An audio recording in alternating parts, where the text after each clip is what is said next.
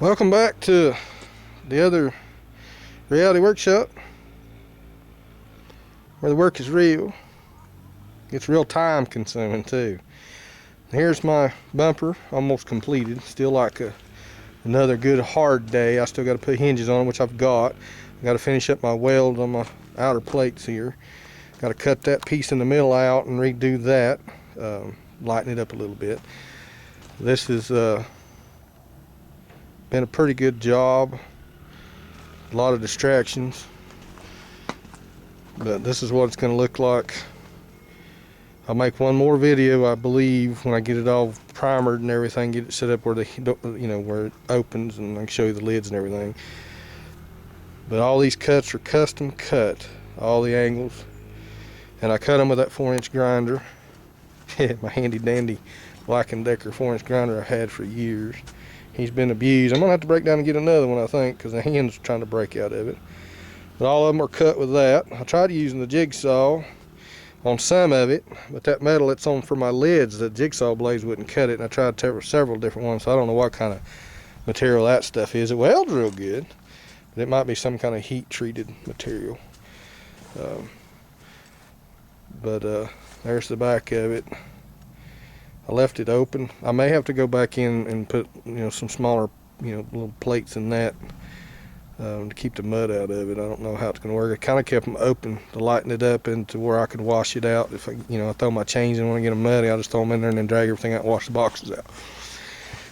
There's the little snouts, bull rings, drag them. That's 20,000 pounds. That's a big overkill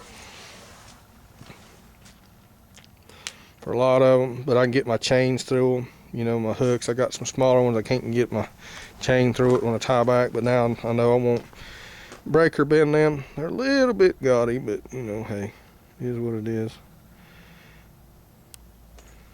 But that's what it's gonna look like. I'm gonna paint it. I'll get some paint and put on it. I don't know if I'll get to it soon. I'll get it primered, but the weather's, today we're about 50. This morning I hit black ice going to Marion, but that is where we stand at.